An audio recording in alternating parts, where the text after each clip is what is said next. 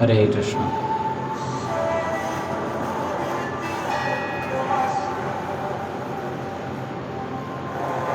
Sound बंद करो पहले सबसे पहले।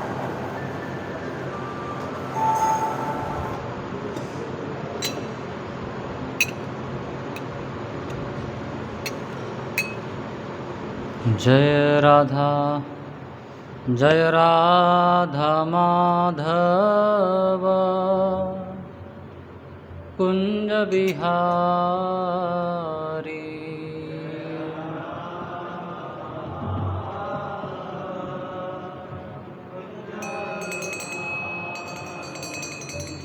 जय राधा माधव कुंज बिहारी।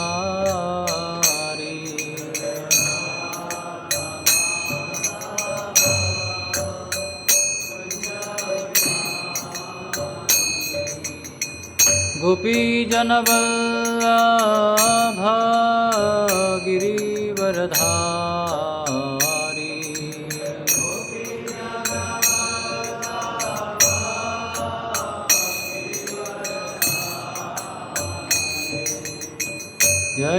यशोदनंदन ब्रज जनरंजन।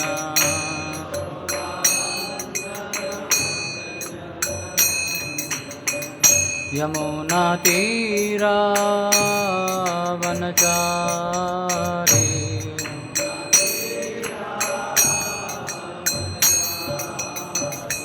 जय राधा माधव कुंज बिहारी।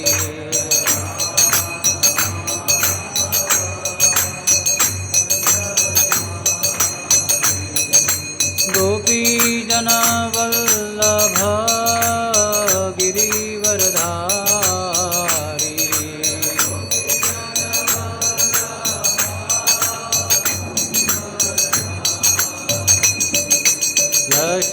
यशोदानंदन ब्रज जनरंजन।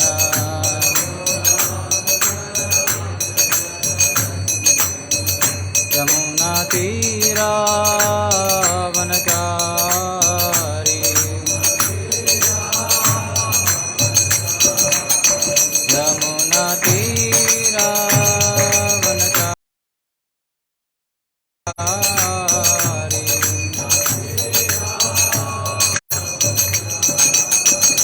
जय राधा माधव कुंज बिहारी।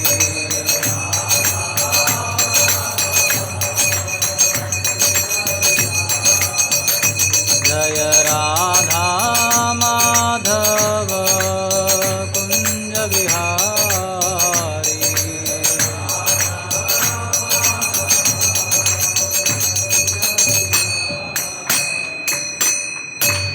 जय ओम विष्णुपाद परमहंस परिव्राजकाचार्य अष्टोत्तर शत श्री श्रीमद इस डिवाइन ग्रेस अभय चरणारविंद भक्ति वेदांत स्वामी शिल प्रभुपाद की ग्रंथराज श्रीमद् भागवत महापुराण की अनंत कोटि वैष्णव वृंद की गौर प्रेमानंदे।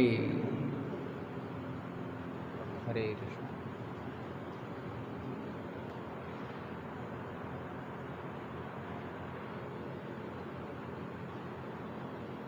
ओम नमो भगवते वासुदेवाय।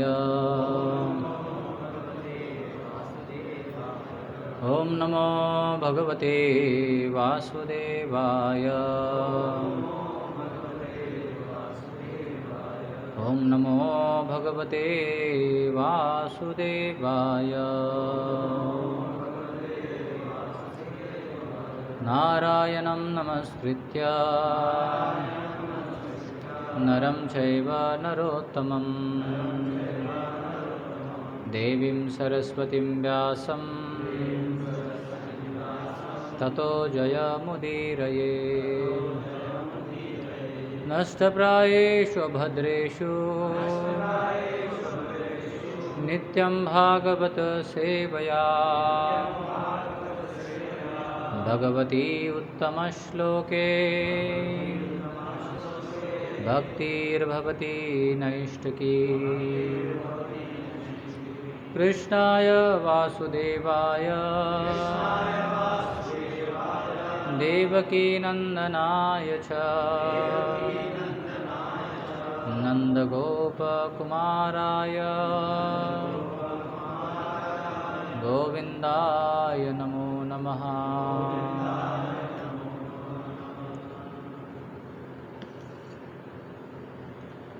हम चर्चा कर रहे श्रीमद्भागवत महापुराण के अध्याय 10 स्कंद अध्याय 58 श्री कृष्ण का 5 राजकुमारियों से विवाह, श्लोक संख्या 2 और 3।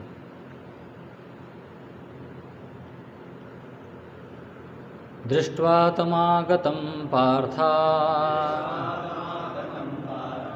मुकुन्दमखिलेश्वरम् उत्तत्स्थूर्युगपद्वीरः प्राणामुख्यमिमागतम्। दृष्ट्वा तमागतं पार्था मुकुन्दमखिलेश्वरम्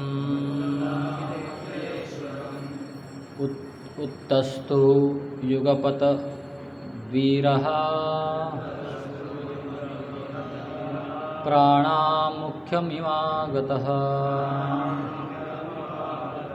दृष्ट्वा तमागतं पार्था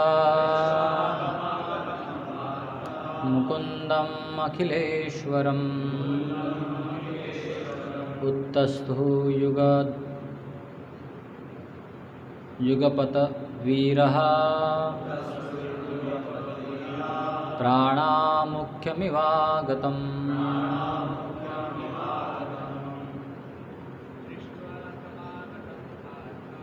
दृष्ट्वा तमागतं पार्था मुकुन्दम् अखिलेश्वरम् उत्तस्तु युगपद्वीरः प्राणामुख्यमिवागतम्।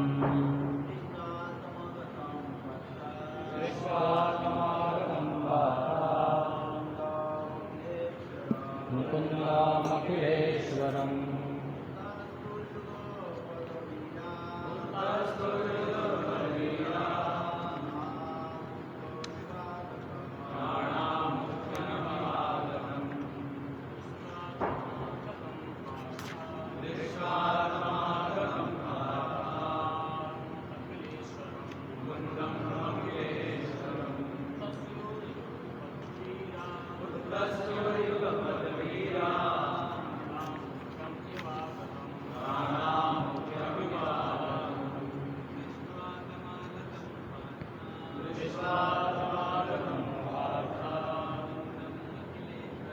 मुकुन्दम् अखिलेश्वरम् उत्तस्तु युगपतवीरा प्राणामुख्यामिवागतम्। शब्दार्थ, अनुवाद और तात्पर्य। कृष्ण कृपामूर्ति अभय चरणारविंद भक्तिवेदांत स्वामी श्रील प्रभुपाद और उनके शिष्यों द्वारा। दृष्ट्वा देखकर, तम उस, आगतम आया हुआ, पार्थः पृथा के पुत्र, मुकुंदम कृष्ण को, अखिल हर वस्तु के, ईश्वरम स्वामी, उत्तस्थु उठ खड़े हुए, युगपत एक साथ, वीरः वीरगण, प्राणः इंद्रियां, मुख्यम मुख्य प्राण को, इव मानो, आगतम वापस आ गया। जब पांडवों ने देखा कि भगवान मुकुंद आए हैं तो पृथा के वे वीर पुत्र एक साथ उसी तरह उठ खड़े हुए जिस तरह इंद्रियां प्राण के वापस आने पर सचेत हो उठती है। तात्पर्य, यहाँ पर प्रयुक्त उपमा अत्यंत कवित्वमय है।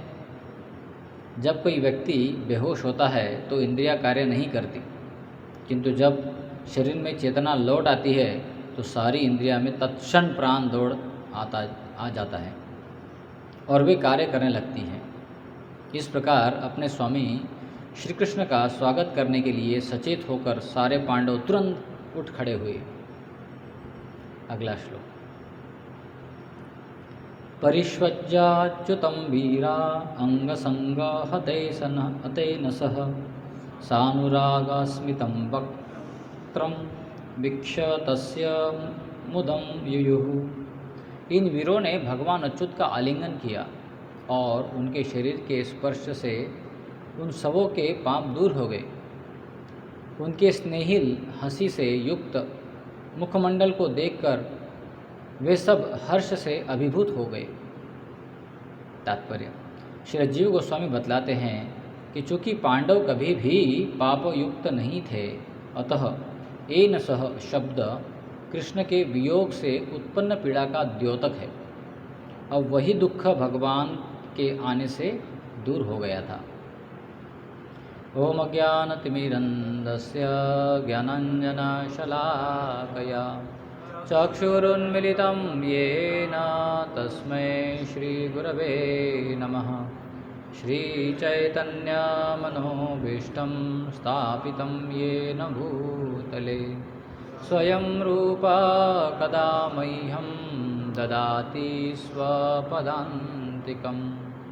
वन्देऽहं श्रीगुरो श्रीयुतः पदकमलं श्रीगुरून् वैष्णवांश्च श्रीरूपं साग्रजातां सहगण रघुनाथान्वितं तं सजीवं साद्वैतं सावधूतं परिजनसहितं कृष्णचैतन्यदेवं श्रीराधा कृष्णपादान् सहगण ललिता श्रीविशाखान्वितांश्च।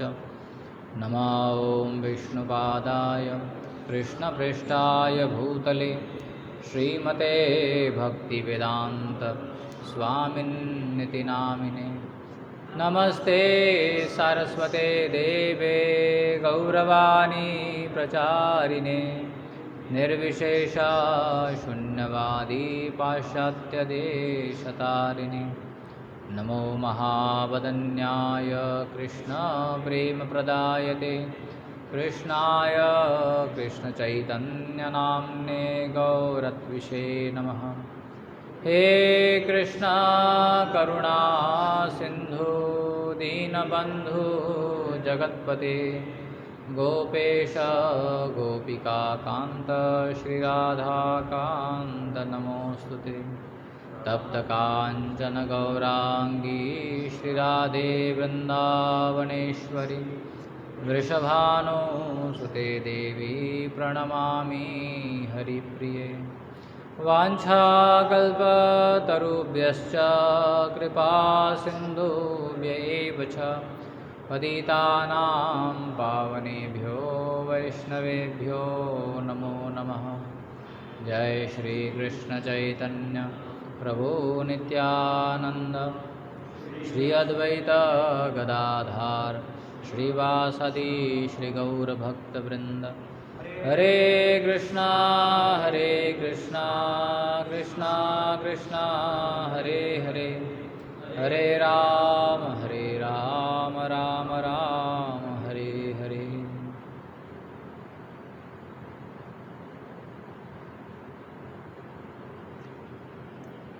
हरे कृष्णा।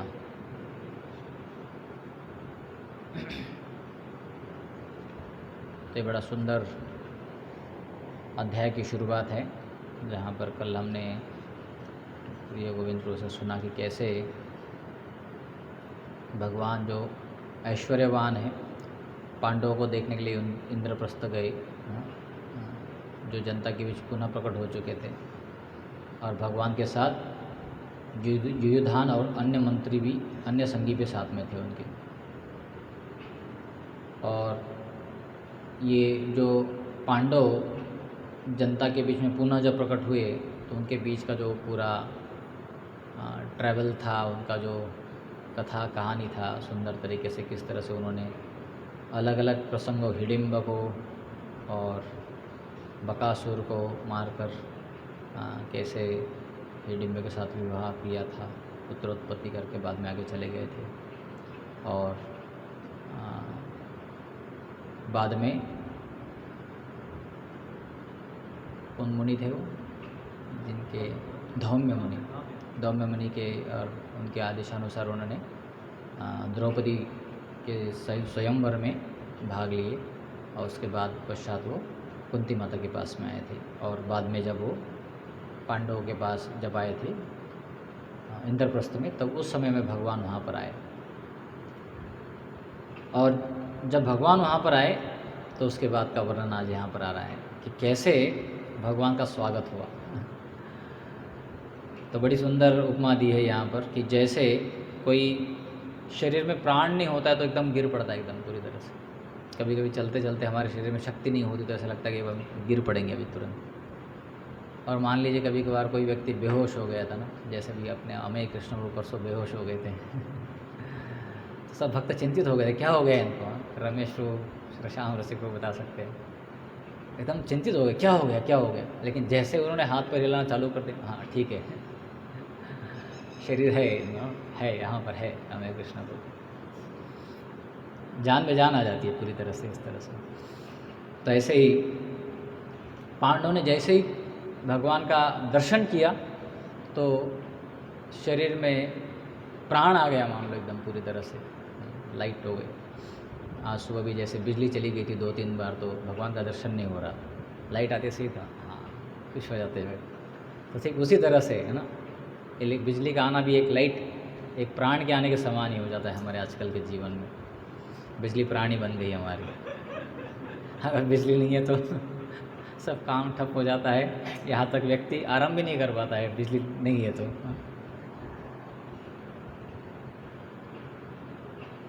और उसके बाद में अगले वाले श्लोक में बता रहे हैं कि कैसे भगवान अच्युत का इन वीरों ने, इन 5 प्रथा के पुत्रों ने जब आलिंगन किया तो उनके पाप दूर हो गए और भगवान भी उनके मुखमंडल देखकर, भगवान के मुखमंडल को देखकर वो हर्ष से अभिभूत हो गए थे।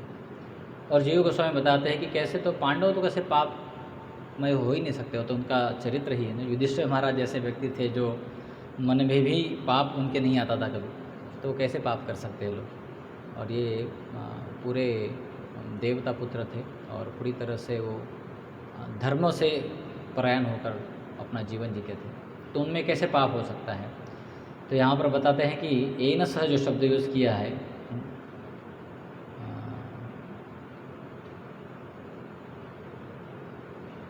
उसका अर्थ है उनके सारे पाप कर्म, एन सह, अंग संगत एन सह। तो एन सह का मतलब पता है कृष्ण से वियोग से, कृष्ण के वियोग से उत्पन्न पीड़ा का द्योतक है। तो वो चिंतित थे, बड़े त्रस्त थे, क्यों? क्योंकि उनको भगवान कृष्ण का दर्शन नहीं हुआ था इसलिए। तो ये यहाँ पर जीव गोस्वामी बड़े सुंदर तरीके से बताते हैं कैसे वहाँ पर ये लोग भगवान का आलिंगन कर रहे थे और स्वागत कर रहे थे। और श्रीमद् भागवतम में इसकी हमको बहुत सारी लीलाएं दिखाई पड़ती कि कैसे भगवान का भक्तों के साथ में आदान प्रदान होता है हर जगह पर। और वास्तव में देखा जाए तो भगवान भक्तों के साथ में जो आदान प्रदान करते हैं, जो संभोग होता है, जो विप्रलम्ब होता है, यही भगवान की और भक्तों के बीच में संबंधों की पराकाष्ठा है। भगवान जब उनके जीवन में आते हैं तो पूरी तरह से वो प्रेरित होते, उत्साहित हो जाते हैं, कार्यान्वित हो जाते हैं, भगवत भक्ति में लग जाते हैं। और जैसे ही भगवान से उनको वियोग होता है तो वो पुनः भगवान के ही स्मरण में पूरी तरह से डूब जाते हैं। और इन भावनाओं को भक्त जो अनुभव करते हैं, इनसे वो भगवान की अनुभूति और ज़्यादा स्ट्रांगली फील करते हैं। हम देखते हैं कि कैसे श्रीमद् भागवतम के प्रथम स्कंद में वर्णन आता है, भगवान काफ़ी समय हरिस्तिनापुर में बिताने के बाद जब वो द्वारका आए थे, तो द्वारका में जैसे भगवान आए तो वहाँ पर बताते हैं कि जैसे ही भगवान ने द्वारका के बाहर के वेश में प्रवेश किए तो उन्होंने सबसे पहले क्या किए, अपना शंख बजाए। शंख का भी बड़ा वर्णन आता है कि कैसे भगवान के अधरामृत से वो पूरा लाल दिखाई पड़ रहा था, मान लो कि हंस है। और जैसी आवाज़ सुनते हैं तो द्वारकावासी पूरे भय से मुक्त हो जाते हैं और दौड़कर भगवान के प्रति, भगवान को मिलने के लिए आते हैं। जैसे बच्चे जो होते अपने माता पिता को कभी मिलते हैं, दिन भर का स्कूल से आने के बाद में दौड़ते हुए आके मिलेंगे माता पिता। और ये सुनने के बाद में कि भगवान द्वारका आए थे तो वसुदेव, अक्रूर, उग्रसेन, बलराम, प्रद्युम्न, चारुदेशन और सांबा जो जाम्बवती का पुत्र था, ये बड़े ही आनंदित हुए थे और उन्होंने अपने अपने सब कार्य छोड़कर तुरंत दौड़ते हुए गए थे कृष्ण के पास। तो कृष्ण सर्वाकर्षक है। अभी ऐसा होता है कि कभी अभी छोटा बच्चा है तो पिता लोग इतने ज़्यादा अट्रैक्टेड नहीं रहते, क्योंकि बच्चों को पिता के प्रति अट्रैक्शन रहता है। लेकिन यहाँ पर पिता लोग भी, भ्राता लोग भी और पुत्र लोग भी, तीनों स्तर के लोग ना, सभी दौड़ते हुए जा रहे थे कृष्ण को मिलने के, क्योंकि कृष्ण सर्वाकर्षक है। Krishna is most attractive. और वहाँ पर वो बताते हैं कि कैसे सभी ब्राह्मण लोग वहाँ पर बहुत सारे फूल मालाओं को लेकर आ रहे थे और बहुत सारे हाथी लोग हैं, जो हाथी भी चल रहे थे, शंख बज रहे थे, नगाड़े बज रहे थे, हाँ, और वैदिक मंत्रों का उच्चारण किया जा रहा था। और इस तरह से सभी लोग जो है अपनी भावनाओं से बहुत ही ओतप्रोत थे। उनके मन में बहुत उत्सुकता थी भगवान को मिलने की, आंखों में बड़े अश्रु थे उनके कि भगवान आए हैं। तो ये भावना हमको व्यक्त करना भी थोड़ा कठिन जाता है। जैसे भावनाओं को व्यक्त करना एक कला है और ये बहुत महत्वपूर्ण बात है। लेकिन हम वर्णन से समझ सकते हैं कि ये बड़े आनंदित थे, बड़े उत्साहित थे और भगवान को मिलने के लिए चाह रख रहे थे। ऐसे ही इसके पहले वाले अध्याय में, 10वें अध्याय में, जहाँ पर भगवान द्वारका के लिए प्रस्थान होते हैं हस्तिनापुर से, वहाँ पर भी वर्णन आता है कि भगवान जब जाते हैं तो वहाँ के भक्त लोग कैसे महसूस करते हैं, कैसी स्थिति को महसूस करते हैं। तो इसे बताते हैं कि जैसे भगवान जा रहे थे तो सुभद्रा, द्रौपदी, कुंती, गांधारी, धृतराष्ट्र भी, धृतराष्ट्र का भी नाम बताया यहाँ पर, युयुत्सु, कृपाचार्य, नकुल, सहदेव, भीमसेन, धौम्य, सत्यवती लगभग मूर्छित हो गए थे जब इसे सुना कि अब भगवान जाने वाले हैं। केवल ये सुनने से कि भगवान जा रहे हैं। और उस समय में शुकदेव गोस्वामी बड़े सुंदर तरीके से बताते हैं, सत्संगान मुक्त दुस्संगो हातुम नोत्सहते बुधः कीर्त्यमानं यशो यस्य सकृत अरण्य रोचनम तस्मिन्नस्तधिया पार्था सहेरं विहरन् कथम दर्शनं स्पर्शं संलापं संन्यास शयनासन भोजनदी। तो बताते हैं कि कैसे कि जो बुद्धिमान व्यक्ति है, जो समझ जाता है कि भगवान के सत्संग में भौतिक कल्मश से व्यक्ति पूरी तरह से मुक्त हो जाता है, तो ऐसा व्यक्ति भगवान के गुणगान को सुनने की जो संधि है, सुअवसर है, कभी खोता नहीं है। श्रृण्वता स्वकथा कृष्ण पुण्य श्रवण कीर्तन। तो भगवान की कथा के जहाँ पर गुणगान होता है तो भक्त लोग क्या करते हैं, जो जानते हैं कि भगवान की कथा सुनने से हम पाप में कृत्य से दूर जाने वाले हैं, हम पूरे शुद्ध होने वाले, तो बड़े उत्साह के साथ में सुनते हो, बड़े ईगर हो जाते हैं कि हाँ भगवान की कथा हो रही है, सुनना चाहिए, हमें यहाँ से मुक्त होना है इस तरह से। और यहाँ पर बताते हैं कि कैसे पांडव लोग, इन लोगों ने भगवान का जो सेपरेशन बहुत महसूस कर रहे थे, जो कि भगवान के साथ में हर रोज़ फेस टू फेस देख रहे थे, उनको स्पर्श कर रहे थे, उनके साथ में वार्तालाप कर रहे थे, उनके साथ सो भी रहे थे, बैठ रहे थे और भोजन भी कर रहे थे। तो ये भक्तों के बीच के ये भाव यहाँ पर प्रकट करते हैं।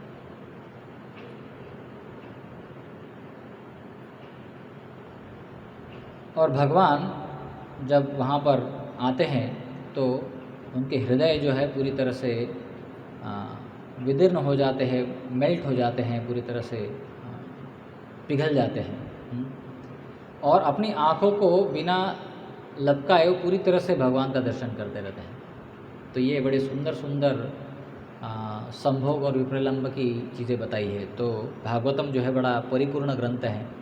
हालांकि श्रीमद् भागवतम के प्रथम स्कंद को भगवान के चरण कमल बताए हैं, लेकिन यहाँ पर भी जहाँ पर पूरा फाउंडेशन है श्रीमद् भागवतम का, वहाँ पर भी भगवान के साथ में जो सुंदर आदान प्रदान है भक्तों का, या संभोग और विप्रलंब के जो भाव है, इनको भी प्रकट किया गया है।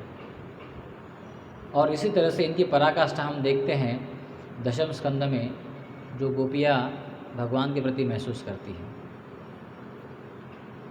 तो भगवान जब वृंदावन छोड़कर मथुरा चले जाते हैं तो वहाँ पर गोपियाँ बड़ी ही विरह में होती है। ऐसे बताते हैं कि गोपियाँ सब कार्य करना भूल जाती है, केवल वो जिस तरह से मतलब एक पुतले के समान खड़ी हो जाती है। शरीर में प्राण तो होता है लेकिन कुछ कार्य नहीं करते वो, और उनका नित्य निरंतर स्मरण होते रहता है भगवान का। ऐसे एब्जॉर्ब रहते भगवान के श्रवण में। तो जब वो सुंदर गोपी गीत बताते हैं तो गोपी गीत में बड़े सुंदर तरीके से बताते हैं कि कैसे उनका विरह भाव था भगवान के प्रति, और कैसे वो विरह में भी विप्रलंब में भी भगवान का संग कर रहे थे, एसोसिएट कर रहे थे उनके स्मरण मात्र से। तो ये दो स्ट्रांजास जो है बड़े सुंदर तरीके से बताते हैं वहाँ के मूड को। प्रहसितं प्रिया प्रेम वीक्षणं विरहनं च ते ध्यानमङ्गलम् रहसि संविदो यार्दी स्पृशा कुहकनो मना क्षोभयन्ति चलसि यद्व्रजा चारयन् पशु नलिनसुन्दरं नाथ ते पदम् शीलतृणाङ्कुरे सीदतीति न कलिलतामना कांत गच्छति। तो गोपियाँ कह रही हैं, your smile, your sweet loving glances, the intimate pastimes and the confidential talks we enjoyed with you, all these are auspicious to meditate upon and they touch our hearts, but at the same time, O deceiver, they very much agitate our minds. Dear master, dear lover, when you leave the covered village to herd the cows, our minds are disturbed with the thoughts of your feet, more beautiful than the lotus, will be pricked by the spiked husk of grains and rough grass and the plants. तो ये गोपियों का भाव बड़ा संवेदनशील है, और वो पूरी तरह से व्यक्त कर रही है कि कैसे अगर आप जंगल में जाओगे तो जो आपके चरण कमल है, ये तो कमल से भी बड़े कोमल है, और जंगल में तो पूरे कांटे होते हैं और घास होता है, बड़े बड़े सरपताई जैसे घास होते हैं, केवल अपने कुशवर लवा जैसे ग्रास नहीं, लेकिन वैसे ग्रास होते हैं। तो कैसे पैर को कष्ट पहुंचाएंगे आपके, तो ये सोच के ही हमको बड़ा मन में दुख होता है। और बोलते हैं कि आपकी जो सुंदर हंसी है, या आपका जो चितवन है, जो भगवान आपके साथ में बड़े ही गुह्य रूप से आदान प्रदान कराता है, और ये बड़े ही सुमधुर है जिसके ऊपर ध्यान करना, एक ही बार बारंबार स्मरण करना। लेकिन फिर भी एक बात बताते हैं कि ये हमको उतना ही क्या करते हैं, एजिटेट करते हैं। तो इस तरह से ये गोपियाँ स्मरण कर रही है भगवान कृष्ण के दिव्य लीलाओं को, दिव्य उनके रूप को।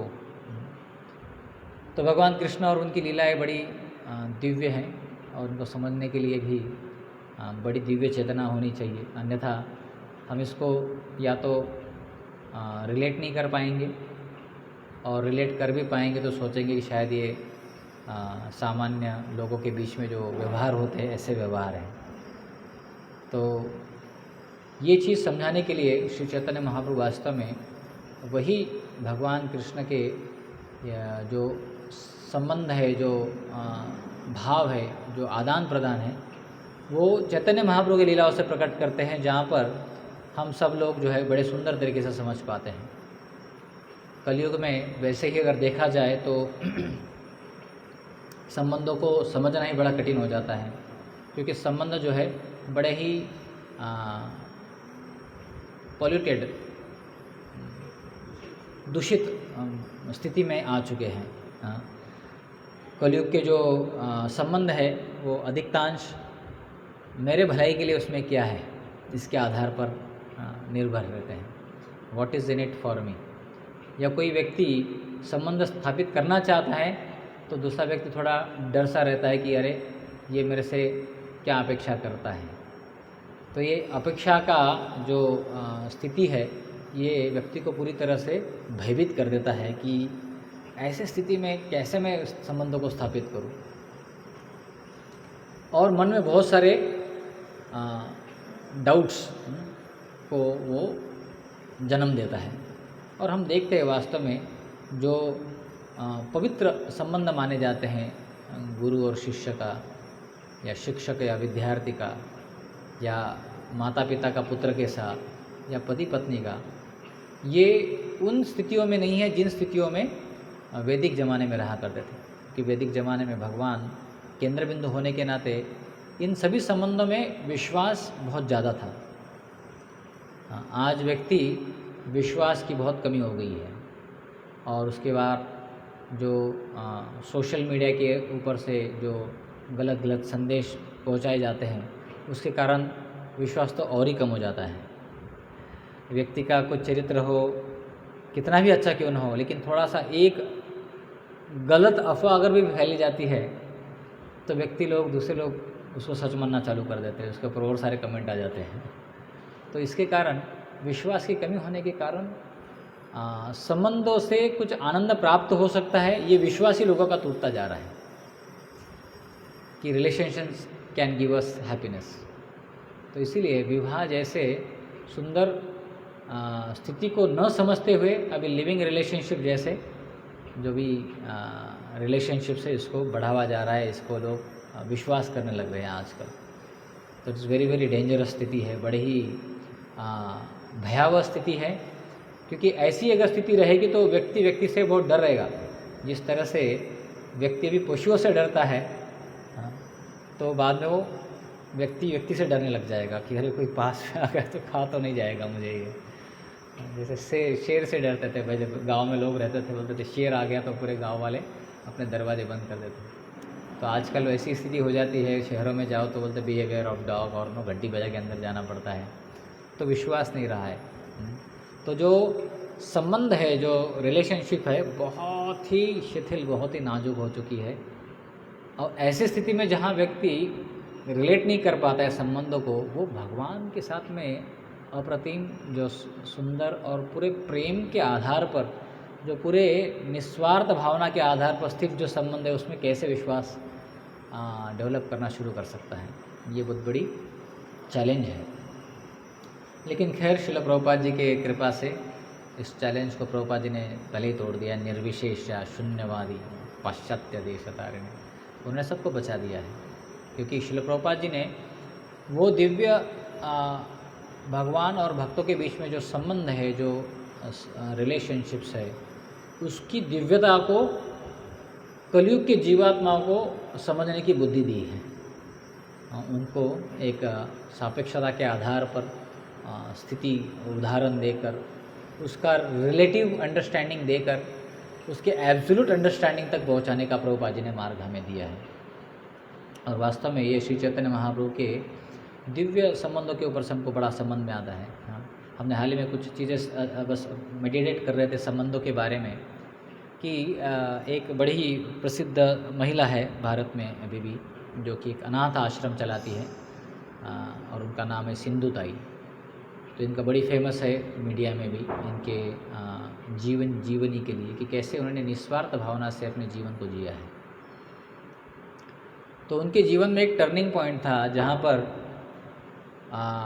उनके पति ने उनको घर से लात मार कर निकाल दिए थे बाहर, और उनके जो प्रसव हुआ था वो गौशाला में हुआ था, और एक गौ माता बहुत सारी गाय खुली छोड़ दी थी, ये सोचकर कि पति ने सोचा था कि ये गाय से मर गई, इस तरह से लोग सोचेंगे गाय के पैर के नीचे आकर, लेकिन एक गाय जो थी उनके ऊपर पूरी तरह से संरक्षण कर रही थी, दूसरे गायों को बाहर आने नहीं दे रही थी पास में, उनका प्रोटेक्शन कर रही थी, संरक्षण कर रही थी।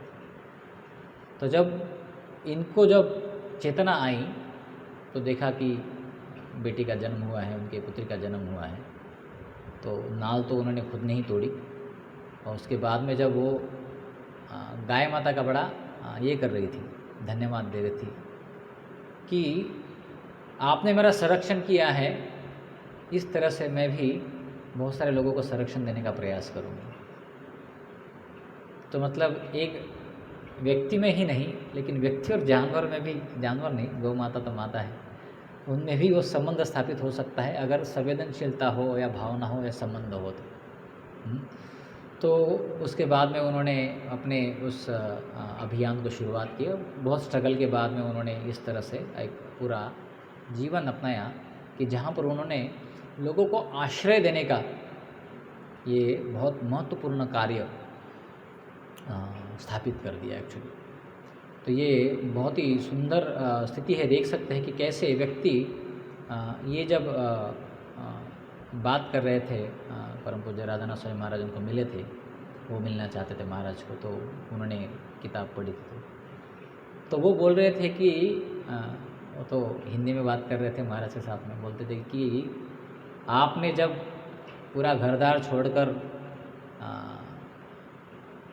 भटक रहे थे, आप तपस्या कर रहे थे, आपको खाने को नहीं मिल रहा था, लेकिन आपकी माँ जो है उसको आपसे भी ज़्यादा दुख हुआ होगा, इस तरह से बोल रहे थे। बोले क्योंकि एक माँ जो है, माँ का हृदय समझ सकती है। तो महाराज उनको बदले में बोल रहे थे कि मुझे लग रहा है कि मेरी माँ ही आपके स्वरूप में पुनः रीइंकार्नेट हुई है जिस तरह से आप बोल रहे हो, इसी तरह से मेरी माँ भी मुझे बोलती थी। तो जिस तरह से वो व्यक्त कर रहे थे कि संबंध जो है बड़ा दिव्य संबंध होता है माता पिता का पुत्र के साथ में, वो भावनाएं बड़ी महत्वपूर्ण होती है। तो ये भौतिक स्तर पे ही है, ऐसे तो बहुत सारे माता पिता हम बदलते हैं और हम भूल जाते हैं, लेकिन भगवान जो अपने परम माता पिता है उनके साथ में हमारा कितना प्रगाढ़ संबंध है वास्तव में, ये भी बड़ा महत्वपूर्ण कार्य है। और जब व्यक्ति भगवत चेतना में ऊपर उठता है तो वास्तव में वो सभी चीज़ों को रिलेट कर पाता है अपने जीवन में, संबंध क्या है। हाँ, जैसे महाराष्ट्र में जो तुकाराम महाराज है, उनका एक सुंदर सा एक मूवी है, पुराने ज़माने में बनाया हुआ, बड़ा सुंदर मूवी है, संत तुकाराम नाम से। तो वहाँ पर हमने जब देखा तो वहाँ पर बड़े सुंदर तरीके से वर्णन आता है ये कि कैसे वो एक भजन गाते हैं, वृक्षवल्ली आमा सोयरे। हम जानवी माता जी के कारण बड़ा फेमस भी हो गया ऑल ओवर। तो उसका मीनिंग क्या है, वृक्षवल्ली आमा सोयरे, सोयरे मतलब रिलेटिव्स, और वृक्षवल्ली मतलब all this plants and creepers, they are all my relatives, pakshi and all everything. He relates in that with the environment, how they are my relatives because they are connected to the Lord, like that. That is the whole bhajan is there, and actually he could sing it and he could leave it like that. वो ऐसे जी भी रहे थे कि अन्य प्रसंग में वहाँ पर एक जगह बताते हैं कि कैसे उनके बच्चे लोग उनको बोलते कि हमको गन्ना खाना है, गन्ना लेके आइए घर के लिए। तो जाते हैं एक गन्ने वाले के खेत में, वो चौकीदारी करते हैं, और रात भर वहाँ पर बहुत चौकीदारी करने के बाद दूसरे दिन बोलते कि थोड़े गन्ने मुझे दे दो, मेरे बच्चों को चाहिए। तो गन्ने लेकर जाते हैं वापस, तो बहुत सारे गन्ने देते हैं मतलब, तो लेके आते हैं पूरे। तो जब वो रास्ते से आते रहते हैं तो बहुत सारे बच्चे तो बदमाशी करके खींच के लेके जाते हैं, क्योंकि साधु पुरुष है, कुछ मना करने वाला नहीं है। और बाद में अपने गली में जब आते हैं तो वहाँ के सब लोग मांगते हैं एक, तो सबको बांटते चल रहे हैं। वो सोचते नहीं कि मेरे पास इतने बड़े होते हैं गन्ने उनके पास में, लेकिन उनके पास आखिर में 2 ही गन्ने बचते हैं जो उनके 2 बच्चों के लिए रहते हैं। तो how he relates, he doesn't see mine and others, अहम ममेती को भूल जाता है। तो केवल व्यक्ति वृक्ष वल्ली या पशु पक्षी के साथ ही नहीं, मनुष्य के साथ भी कैसे एक कनेक्शन स्ट्राइक करता है, उसी तरह से जिस तरह से वो अपनों के साथ में स्ट्राइक करता है। हाँ, प्रभुपाद जी ये बात बोलते हैं कि लोग माता पिता है अपने बच्चे से ज़्यादा प्रेम करते हैं, दूसरे के बच्चे से नहीं। दूसरे को बच्चे को इतना प्रेम नहीं करते जितना अपने बच्चों को। अपना बच्चा कैसा ही हो, अंधा लूला काना कैसा भी हो, लेकिन अपना बच्चा है। लेकिन दूसरे का कितने भी बच्चों से प्रेम नहीं होता, क्योंकि पूरा प्रेम नहीं है, वो स्वार्थ प्रेम है। लेकिन जब भगवत भक्ति के स्तर पर आता है तो वो बहुत दिव्यता के स्तर पर प्राप्त कर लेता है। वो अहम ममेति के अंडे से बाहर आ जाता है। उसकी वो चित्त जो रहता है उतना नहीं रहता, संकुचित चेतना नहीं रहती, उसकी बृहद चेतना हो जाती है, क्योंकि वो देखता है तो भगवान की चेतना से सबकी चेतना आ रही है। विद्या विनय संपन्ने ब्रह्मणे गवि हस्तिनी शुनि चैव सुपाके च पंडिता समदर्शना। इसीलिए भगवत भक्त जानते हैं कि भगवान के साथ रिलेशनशिप स्ट्राइक करना, भगवान के साथ संबंध स्थापित करना, ये सबसे महत्वपूर्ण है। हाँ, हमने ये बहुत सारे उदाहरण दिए, ये तो ये समझने के लिए कि संबंधों की कितनी संवेदनशीलता होती है और कितनी परिपूर्णता होती है अपने आप में। अगर ऐसे संबंध पूरे हो तो व्यक्ति को उसी से संतुष्टि प्राप्त होती है। लेकिन भौतिक जगत का निर्माण इस तरह से किया गया है कि ये संबंधों में अपरिपूर्णता है। कितना भी आप प्रयास करो भौतिक जगत के लोगों से आदान प्रदान करने का, वो पराकाष्ठा पर भी अगर पहुंच जाए तो उसमें पूर्णता नहीं आती है, और पहुंच भी जाए तो निरंतर काल के लिए नहीं चलती, वो रुक जाती है। कहीं तो वो छोड़ जाता है, कहीं तो हमको छोड़ के जाना पड़ता है। तो ये संबंध में, भौतिक संबंध में कमी है। लेकिन आध्यात्मिक संबंध बड़े ही प्रगाढ़ बताए हैं। आध्यात्मिक संबंध एक त्याग, एक प्रेम, एक स्नेह के आधार पर बने हुए रहते हैं पूरी तरह से। हमने हाल ही में चंदन यात्रा का 21 दिन का जो बड़ा सुंदर फेस्टिवल में भाग लिए थे, वहाँ पर माधवेंद्र पाद जी के सुंदर दिव्य लीलाओं के बारे में भी सुना थे। तो वहाँ पर वो बड़ा सुंदर श्लोक आता है, हाँ, प्रगाढ़ प्रेमेर यही स्वभाव आचार निज दुख विघ्नादि ना करे विचार। तो जब भगवान के साथ में प्रगाढ़ संबंध हो जाता है स्थापित, तो व्यक्ति जो है वो निज दुख विघ्न आदि ना करे विचार। जो खुद के जीवन में जो निज दुख विघ्न आते हैं उसे विचार ही नहीं करता। हालांकि वहाँ पर वर्णन आता है चैतन्य चरितामृत में कि कैसे इनको जब वो आज्ञा धन मिला था भगवान का, गोपाल जी का, आज्ञा को धन बताया गया है, आज्ञा धन पाइबा। हम केवल धन को एक ही धन मानते हैं, करेंसी वाला, उसी को ज़्यादा वैल्यू करते हैं। लेकिन आज्ञा भी एक धन है जिससे प्रेम धन प्राप्त हो जाता है। जब हम आज्ञा का पालन करते हैं, गुरु की आज्ञा का पालन करते हैं, तो उससे हमको भगवान का स्नेह, भगवान का प्रेम अपने जीवन में प्राप्त होता है। तो वो जब उनको आज्ञा मिली थी, भगवान गोपाल की आज्ञा धन मिला था, तो वो ये विचार नहीं किए थे कि यहाँ पर अलग अलग जो है शासक लोग हैं यहाँ पर, और ये लोग हमको कुछ कष्ट देंगे या समस्या करेंगे, ये विचार नहीं था। उनके पास में फूटी कौड़ी भी नहीं थी, पैसा भी नहीं था कुछ उनके पास में, ऐसे ही चले थे वो। लेकिन उनके मन में एक प्रगाढ़ एक विश्वास था कि मुझे भगवान ने बताया है कुछ सेवा करनी है, और भगवान को प्रसन्न करने के लिए मुझे प्रयास करने हैं, और वो परिश्रम कर रहे थे। परिश्रम का भी अर्थ बड़ा सुंदर सुना है हमने गौरांग प्रभु से। परिमिति, सरकमफ्रेंस उसको बोलते हैं। तो परि मतलब चारों साइड से, और श्रम मतलब परिश्रम करना। परिश्रम पूरी प्रयास लगाए थे, तन मन धन के साथ में उसमें पूरी तरह से लग गए थे कि हमको भगवान के आदेश को पूरा करना है, उसमें लग जाना है हम इस तरह से। तो ये प्रगाढ़ प्रेम का स्वभाव है। प्रगाढ़ प्रेमेर यही तो स्वभाव आचार निज दुख विघ्न आदि ना करे विचार। तो भक्त लोग निज के जो दुख आते, विघ्न आते, इसको कभी विचार नहीं करते।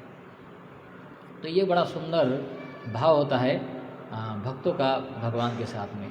और ऐसे ही एक सुंदर लीला जो है एक लीला है, वैसे बहुत सारी लीला है, लेकिन एक लीला का वर्णन हम यहाँ पर करने का प्रयास करेंगे जो श्री चैतन्य चरितामृत में आता है। तो चैतन्य चरितामृत में बड़े सुंदर तरीके से ये वर्णन आता है कि कैसे श्री चैतन्य महाप्रभु जगन्नाथपुरी में जाते हैं जगन्नाथ जी को मिलने के लिए, और जब वो जगन्नाथ जी को दर्शन करते हैं तो उस समय में वो भाव विभोर हो जाते पूरी तरह से पराकाष्ठा पर भगवान की प्रेम की स्वभाव की प्रेम की पराकाष्ठा वो व्यक्त करते हैं। वो ज ज ज ज ग ग ग ग बोलकर भगवान को प्रति अपना जो समुत्कंठा है वो पूरी तरह से व्यक्त करते हैं। और वहाँ पर सार्वभौमाचार्य देखते हैं उनको, और उनको देखने के बाद उनको अपने घर पर लेके जाते हैं, वहाँ पर सेवा करते हैं और सोचते कि अरे तो बड़ा सुंदर है, आकर्षित हो जाते हैं चैतन्य महाप्रभु को देखकर, कितना सुंदर है, कितना दिव्य सन्यासी है ये। तो बोलते कि मैं कुछ उनकी सेवा करता। बोलते अरे आपने इतने जल्दी संन्यास ले लिया, कुछ शास्त्र अध्ययन नहीं किया और भावुक की तरह आप नाचते गाते हो, इधर उधर लुटपुट पढ़ते हो। मैं आपको शास्त्रार्थ सिखाऊंगा, मैं आपको पूरा ये सिखाऊंगा, वेदांत सिखाऊंगा। और वो वेदांत के ऊपर व्याख्या करते हैं, चैतन्य महाप्रभु सुन लेते हैं और उसमें उसका बड़ा, हालांकि वो भगवान को सिखाने जाते हैं अच्छे भाव से, तो भगवान इनको सिखा देते ठीक से। भगवान बताते हैं उनको कि वास्तव में ये इसका अर्थ क्या है। और उसके बाद में वो बड़े प्रेम स्नेही हो जाते हैं, भगवान के प्रति बड़े आकृष्ट हो जाते हैं। दूसरे दिन जब चैतन्य महाप्रभु भगवान जगन्नाथ जी का महाप्रसाद उनके लिए लेके जाते हैं, तो पूरी तरह से वो नींद से उठने के बाद में भगवान का जो प्रसाद प्राप्त करते हैं जगन्नाथ जी का, तुरंत ग्रहण कर देते हैं। और उठते समय वो कृष्ण कृष्ण नाम बोलकर उठते हैं। तो चैतन्य महाप्रभु बाहर से सुनते हैं तो बड़े खुश हो जाते हैं, बोलते हैं ये देखो ट्रांसफॉर्मेशन, उठते से ही कृष्ण कृष्ण बोलना चालू कर दिया है। और दरवाज़ा खुलते से हाथ में प्रसाद देते हैं तो तुरंत ग्रहण कर लेते हैं। तो चैतन्य महाप्रभु पूछते हैं अरे कुछ बाकी दातुन मातुन बोलते नहीं नहीं, शास्त्र में इसका वर्णन है कि जैसे ही हमको भगवान का महाप्रसाद मिल जाए तुरंत ग्रहण कर लेना चाहिए। हाँ, कोई स्थिति जो है शुद्ध अशुद्ध स्थिति नहीं होती है, उसको ग्रहण कर लेना चाहिए। तो जब चैतन्य महाप्रभु देखते हैं तो बड़े खुश हो जाते हैं, बोलते वाह दिस इज़ अ ट्रांसफॉर्मेशन, ये भक्ति की महिमा है। तो ये ट्रांसफॉर्मेशन होने के बाद में वहाँ पर चैतन्य महाप्रभु निवास करते हैं भक्तों के साथ में।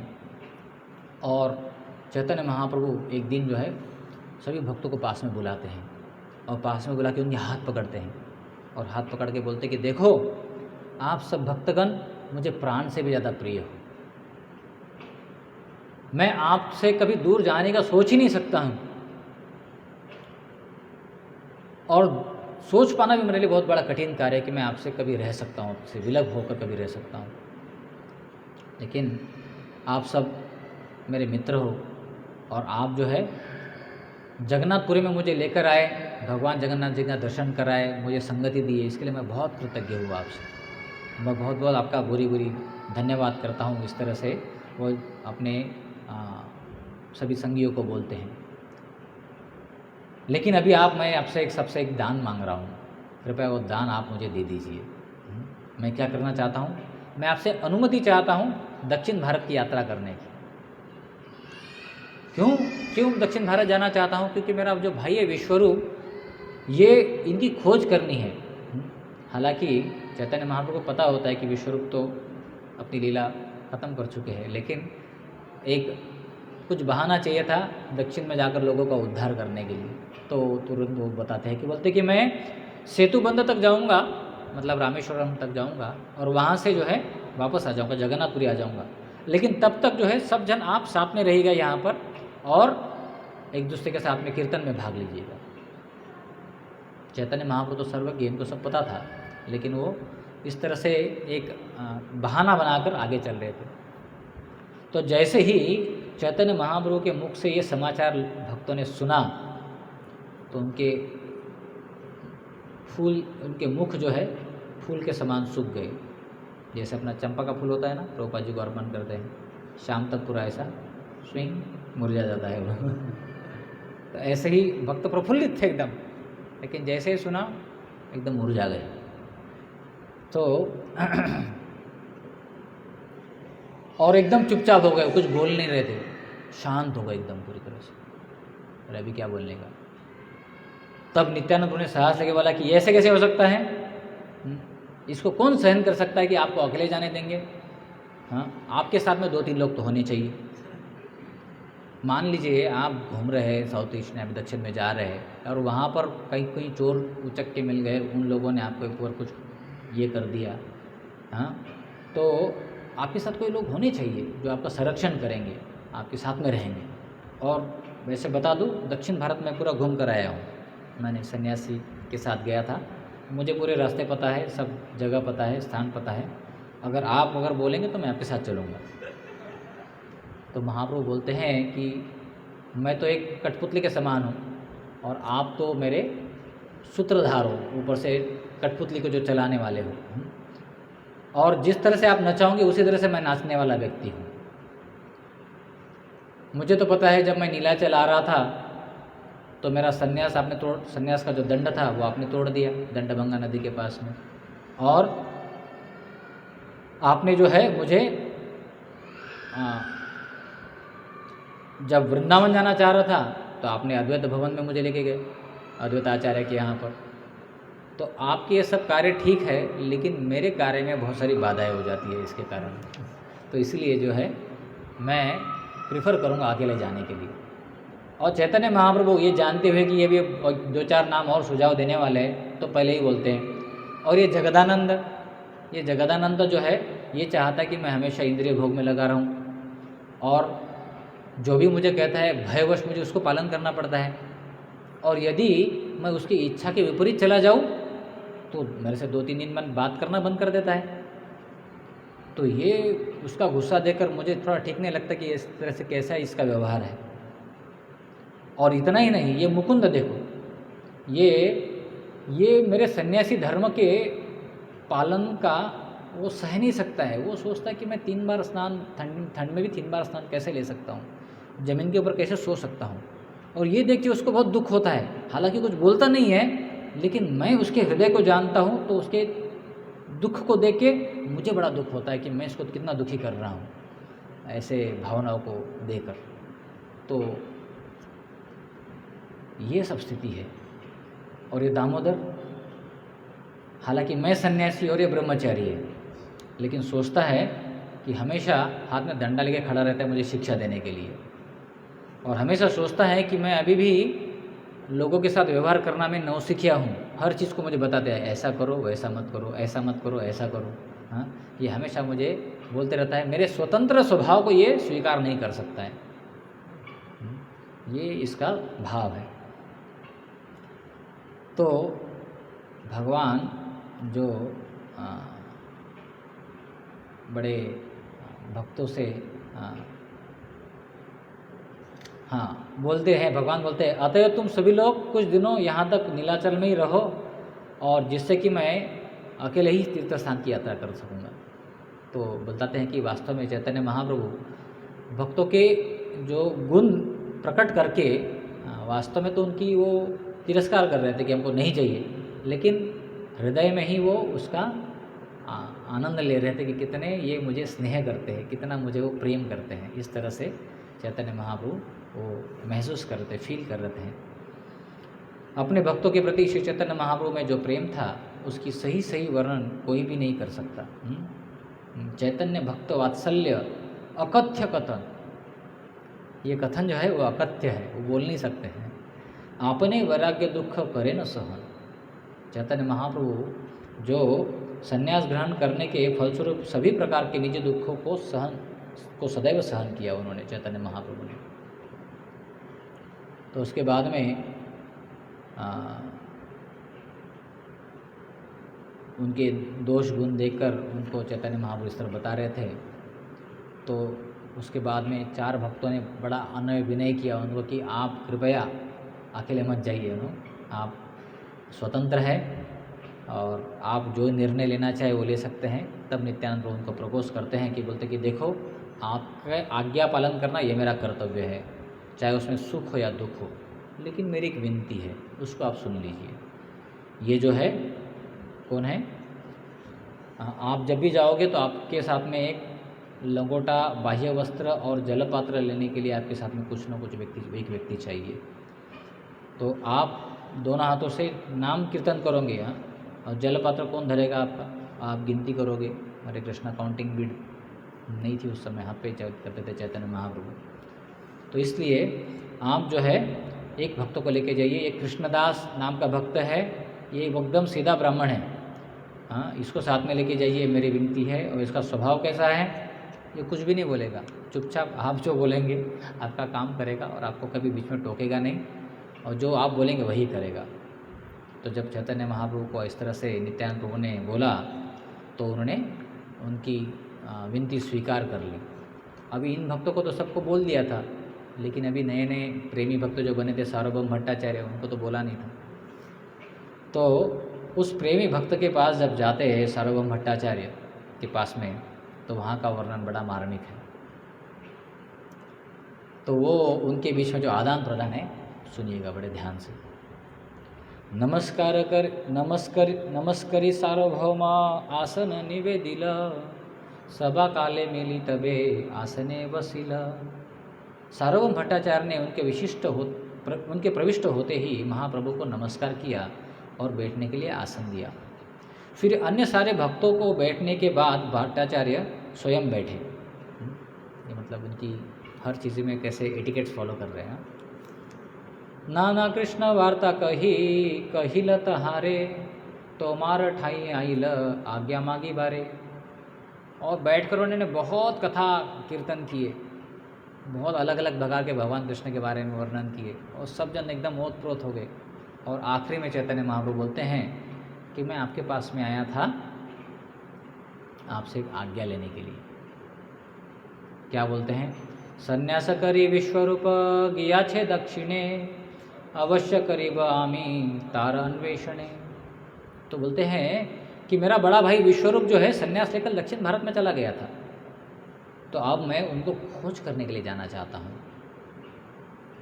आज्ञा देह अवश्य आमी दक्षिणे चलिब, तोमार आज्ञा ते सुखे लेउटी आसिब।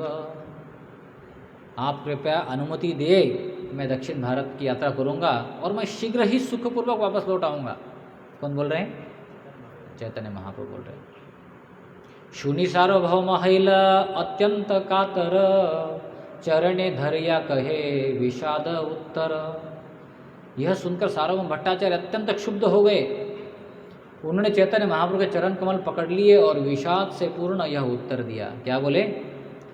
बहुजन्मेर पुण्य फले पाइनो तुम्हार संग, हेन संग विधि मोर करिलेक भंग। मुझे कुछ पुण्य कर्मों के कारण अनेक जन्मों के बाद आपका संग मिला था, अब विधाता इस अमूल्य संग का विच्छेद कर रहा है। कितना समय के बाद में, मतलब इतना समय मैंने बिताया तर्क वितर्क करते हुए, और पूरा जीवन एकदम पत्थर के समान बन गया था। हाँ, लेकिन उसमें आपने पूरा रस भर दिया, अभी रसगुल्ले के समान कर दिया उसको। हाँ, और अभी पुनः उसको पत्थर बना रहे हो आप। इस तरह से वो विधाता की क्या ये स्थिति है। आगे वो बोलते हैं, शिरे वज्र पड़े यदि पुत्र मरी जाए, ताहा सही तुम्हारा विच्छेद सहन न जाए। यदि मेरे सिर पर वज्रपात हो या मेरा पुत्र मर जाए तो मैं उसको सहन कर सकता हूँ, लेकिन आपके वियोग का दुख मैं नहीं सहन कर सकता हूँ। इस तरह से वो व्यक्त करते हैं। मतलब कितना प्रेम है। स्वयं के शरीर के प्रति भी कुछ आसक्ति नहीं है, और शरीर से जुड़े हुए पुत्र के प्रति भी कोई आसक्ति नहीं, जो कि सबसे ज़्यादा प्रिय होता है। लेकिन आपका वियोग मैं नहीं सहन सकता हूँ। ये बड़ा ही मार्मिक संबंध है भक्त का भगवान के साथ। स्वतंत्र ईश्वर तुम्हें करीबे गमन, दिन कथो रह देखी तुम्हारा चरण। हे प्रभु, आप स्वतंत्र पूर्ण पुरुषोत्तम भगवान है, पता तो चली गया था भगवान है। आपका जाना निश्चित है, ये तो मैं जानता हूँ, क्योंकि आपने कुछ संकल्प किया, आप सत्य संकल्प हो, आपने कुछ विचार किया, मतलब होना ही होना है। फिर भी मैं आपसे कुछ निवेदन, कुछ दिन रुकने के लिए निवेदन कर रहा हूँ, जिससे आपके चरण कमलों का दर्शन कर सकूँगा। ताहार विनय प्रभुर शिथिल हैल मन, रहिल दिवस कथो ना कैल गमन। तो उनका जो निवेदन सुनकर उनका हृदय जो है पूरा शिथिल हो गया। चैतन्य महाप्रभु बड़े दृढ़ता के साथ जो थे, बोले ठीक है कुछ दिन और रुक लेता हूँ, और वो वहीं पे रुके। भट्टाचार्य आग्रह करी करे न निमंत्रण, गृह पाक करी प्रभु के करा न भोजन। और भट्टाचार्य ने उनको आग्रहपूर्वक उनको निमंत्रण किया, आमंत्रित किया अपने घर पर भोजन करने के लिए। और शाटी माता ने भी उनको, जो भट्टाचार्य की पत्नी थी शाटी की माता, उन्होंने भोजन पकाया और बहुत ही अत्यंत आश्चर्यजनक वर्णन इसका चैतन्य महाप्रभु के चैतन्य चरितामृत में और आगे वर्णन आता है कि किस तरह से उनको प्रसाद खिलाया। हाँ, ये भी एक बड़ी सुंदर लीला है। तो देख सकते हैं कि कैसे भक्तों का भगवान के साथ में कितना दिव्य प्रगाढ़ संबंध स्थापित हो रहा है। उनके चलते हुए इस जगत में उनको कोई संबंध रोक नहीं पा रहा है। आचार्य रूप गोस्वामी पाद इसकी तुलना करते हैं प्रेम की। जैसे भौतिक जगत में काम से प्रभावित होकर जैसे तरुण तरुणी के प्रति एक आसक्ति हो जाती है, लेकिन वास्तव में प्रेम नहीं होता है। उनको लगता है हमारा प्रेम है, लेकिन वो काम से प्रभावित होते हैं। लेकिन वास्तव में जो भगवत भक्ति की पराकाष्ठा को प्राप्त करता है, उसके हृदय में भी यही भावना रहती है कि कैसे मैं भगवान के पास में, कैसे मैं भगवान के शरणागत जाऊँ, कैसे भगवान के पास आतुर हो जाऊँ। और वो शाश्वत काल के लिए रहती है। भौतिक जगत का तो जो सो कॉल्ड प्रेम है, काम से प्रभावित रहता है, वो कुछ समय के लिए प्रभावित रहता है, लेकिन कुछ समय के बाद में वो अपना रूप दिखा लेता है। वो पूरी तरह से व्यक्ति को अग्नि से भस्मसात कर देता है, काम रूपी अग्नि से। और बाद में वो संबंध में तो मिठास विठास तो कुछ रहते ही नहीं, बड़ा अजीब हो जाता है भौतिक जगत में। लेकिन आध्यात्मिक जगत का जो प्रेम संबंध एक बार प्राप्त कर लेता है, वो निरंतर चिरकाल के लिए अपने पास में, उसके पास रहता है और भगवान के साथ में वो आदान प्रदान करता रहता है। तो ये बड़ा सुंदर महत्वपूर्ण प्रसंग है, जहाँ पर हम देख रहे हैं कि भगवान अपने भक्तों के साथ में कैसे आदान प्रदान करते हैं। और वास्तव में भक्त भी अपने जीवन में इसको सबसे बड़ी प्राधान्यता देते हैं। इसलिए भगवान कनिष्ठ स्तर पर जो है व्यक्ति सोचता है कि मेरा भगवान के साथ डायरेक्ट संबंध है। मैंने आपको बताया था कि एक भक्त है, मंदिर में आते बोलते कि मैं कृष्ण को सखा मानता हूँ या मानती हूँ। अच्छा बात है, लेकिन भगवान के साथ में संबंध ये नौसिक स्तर पर होता है। भक्तों के साथ में संबंध स्थापित करना ये एक उन्नत अवस्था है भगवत भक्ति की, जहाँ पर व्यक्ति कनिष्ठ स्तर से लेके मध्यम स्तर पर उन्नति करता है। और मध्यम स्तर पर जब उन्नति करता है तो भक्तों के साथ में जो दिव्य आदान प्रदान व्यवहार उसके होते हैं, उसके माध्यम से वो भगवान का प्रेम अपने जीवन में प्राप्त करता है। तो ये बहुत महत्वपूर्ण है भगवत भक्ति के साधक स्तर पर कि हमें हमेशा ये अग्रसर रहना चाहिए कि हमको मध्यम स्तर पर पहुंचना है, जिससे भगवान और भगवान के भक्त ये कितने अद्वितीय है मेरे जीवन में, ये समझना बड़ा महत्वपूर्ण है मेरे लिए। भगवान के साथ में मेरा संबंध और भी मधुर होगा जब मैं भक्तों के साथ में अपना संबंध मधुर करूँगा तो। और इसीलिए भक्त जो होता है वैष्णव सदाचार को बड़े अच्छे से वो अपने जीवन में ग्रहण करता है, और अपना जो भक्तों के साथ में संबंध है वो वैष्णव सदाचार के आधार पर उसको स्थापित करता है, क्योंकि वैष्णव सदाचार के आधार पर स्थापित किया हुआ संबंध शाश्वत चलेगा और वो उसको प्रेम का अंकुर भी बन जाएगा। उसी संबंध से, भक्तों के ही संबंध से वो अपने भगवान के साथ में संबंधों को स्थापित करेगा और वहाँ से वो प्रेम अपने जीवन में महसूस करेगा। इसीलिए चाहे कितने भी बड़े व्यक्ति क्यों न हो, कितने बड़े शुद्ध भक्त क्यों न हो, चाहे वो हरिदास ठाकुर हो चैतन्य लीला में या श्रीमद् भागवतम में परीक्षित महाराज हो, इन सब का एक ही इच्छा है। क्या है? रति प्रसंगस्य तदाश्रयेषु पुनश्च भूयात् भगवती अनंते। हे भगवान, अगर हमको पुनः इस जीवन में अगर देना भी है, हम तो चाहते हैं आपके भगवत धाम में आकर आपकी सेवा करें नित्य नियम, लेकिन फिर भी अगर जन्म मिल भी जाए तो भक्तों के संग में देना। भक्ति विनोद ठाकुर बोलते हैं कीत जन्म हो यथा तु वादास बहिर्मुख जन्मा नहीं मोराश। मैं कीड़े के जन्म में भी, कीड़े के शरीर में भी आ गया तो भक्तों के जन्म भर में रहूँगा तो भगवान, भक्तों का जो है भगवान का उच्चिष्ट, भगवान का महाप्रसाद, भगवान का उच्चिष्ट, भक्तों का उच्चिष्ट मुझे प्राप्त होगा। लेकिन मुझे बहुत बड़े पद की आशा नहीं है, मुझे ब्रह्मा जी नहीं बनना है। इस तरह से भक्त सोचता है कि मुझे भक्तों का संग दीजिए। तो चाहे वो नौसिक स्तर पर हो, जो कनिष्ठ से केवल अभी अभी मध्यम स्तर पर प्रवेश कर रहा हो, जिसको कनिष्ठ मध्यम बोल सकते हैं या उत्तम कनिष्ठ बोल सकते हैं, जहाँ पर उसको समझ में आ रहा है कि मैं भक्त, भगवान का तो नाम ले रहा हूँ लेकिन भक्त भी बड़े भगवान के प्रिय है। भक्ते भक्त जनों प्रिया, ये बहुत प्रिय है भगवान को, तो उनके पूछे मुझे संबंध स्थापित करना है। ये जब भावना उसके मन में आती है वो भी उसको बहुत आध्यात्मिक सुख या प्रेम की अनुभूति कराता है। और जब उसका परिपक्वता होता है, जैसा आम कच्चा होता है तो बड़ा खट्टा लगता है, लेकिन जैसे पक जाता है तो बहुत टेस्टी लगता है। और विशेष करके उसका एक पीरियड होता है फले हुए आम का, हाँ, पके हुए आम का, उसके बाद में उसका वो उतर जाता है। लेकिन वो जो उच्चिष्ट स्वाद होता है भगवान, वो वास्तव में भगवान के प्रेम में हम महसूस कर सकते हैं।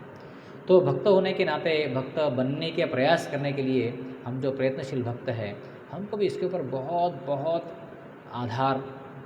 जोर देना पड़ेगा अपने जीवन में कि मैं मंदिर में भक्तों के साथ में मेरे आदान प्रदान कैसे रखूं।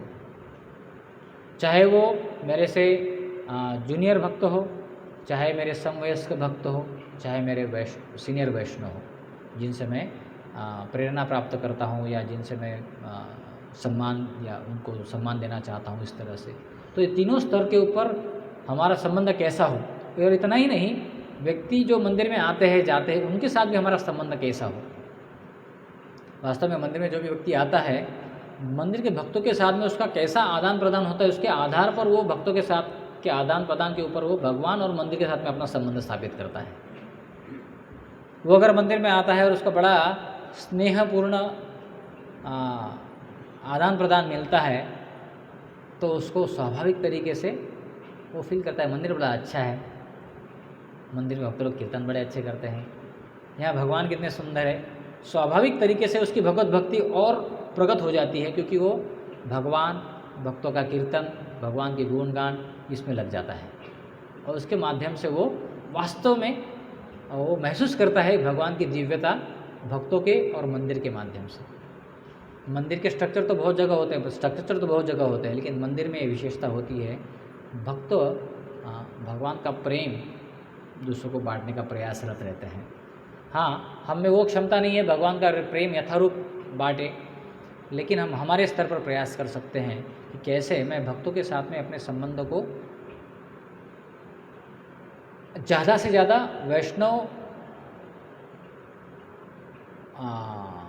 सदाचार के आधार पर और लौकिक स्तर पर जो सम्मान के स्तर पर उसको बढ़ाने का प्रयास करूं। और ऐसे भक्त जो करेंगे वास्तव में वो श्री राधा माधव जी का अनेक अनेक आशीर्वाद प्राप्त करेंगे, क्योंकि वास्तव में राधा माधव जी तो सबके साथ में सब रसों में आदान प्रदान करते हैं।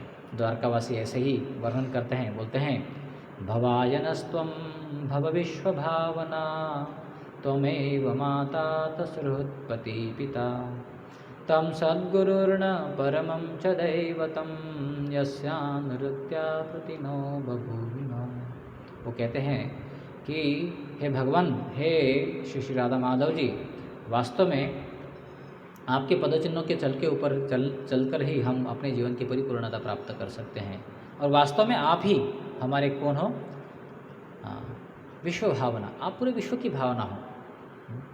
सो विश्व जो सोचता है वो वास्तव में आप जो सोचते हो पूरा विश्व में भावना प्रकट हो जाती है। तो मैं वो माता, आप ही हमारी माता हो। जो बच्चा होता है माता के साथ में बड़ा आंतरिक संबंध स्थापित करता है, वो माता को पूरी तरह से अपना आश्रय मानता करता है। तो मैं वो माता सुहृद, आप ही हमारे बहुत हितैषी, एकदम अच्छे जीवलग मित्र हो, हृदय के एकदम निकट के मित्र को जो हम अपनी कॉन्फिडेंशियल बातें बोलते हैं, इस तरह से आप हमारे मित्र हो। पति, आप ही हमारे मेंटेनर हो, आप ही हमारे मास्टर हो, आप ही हमारे पति हो, हस्बैंड हो। तमेव माता तो सुहृद पति पिता, आप ही हमारे पिता हो। तम सद्गुरु, आप भी सच्चे गुरु हो। परमं च दैवतम, और आप ही हमारे इष्ट दैवत हो। इस तरह से द्वारकावासी भगवान कृष्ण के गुणगान करते हैं। हरे कृष्ण कृष्ण कृष्ण हरे हरे, हरे राम राम राम हरे हरे। और इस महामंत्र को जप करके हम भगवान राधा माधव जी के साथ में ये संबंध स्थापित कर सकते हैं। श्रील प्रभुपाद की, गौर भक्त वृंद की, बताए गौर प्रेमानंदे।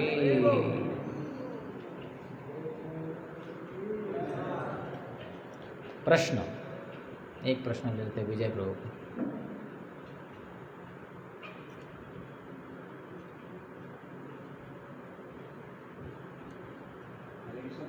हरे कृष्णा।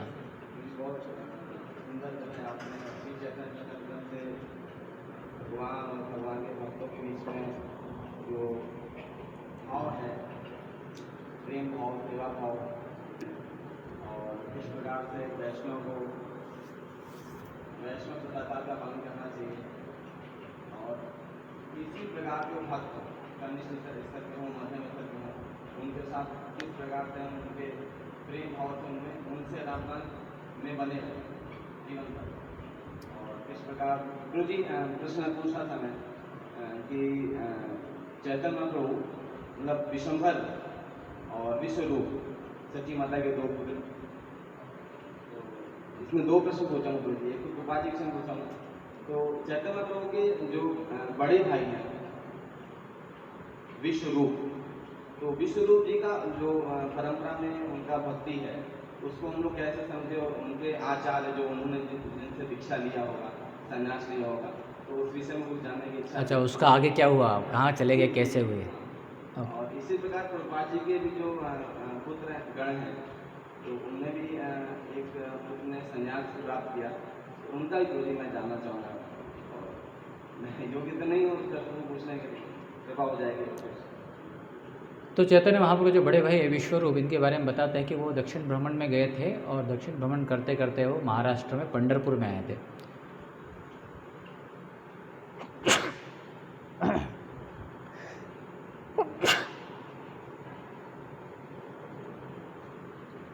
वहाँ पर भगवान विठल का दर्शन करने के बाद दो चीज़ें बताते हैं वहाँ पर। एक तो बताता है कि भगवान विठल के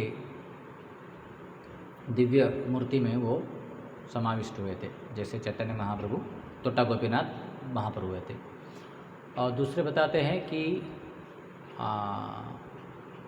नित्यानंद प्रभु भी वहाँ पर आए थे, और वो भी आए थे वहाँ पर, वो दोनों एक दूसरे से को मिले थे।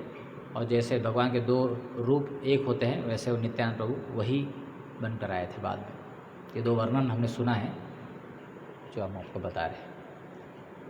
और दूसरा जो प्रभुपाद जी के बारे में बता रहे हैं, प्रभुपाद जी के पुत्र, प्रभुपाद जी के पुत्र थे, है भी अभी भी। तो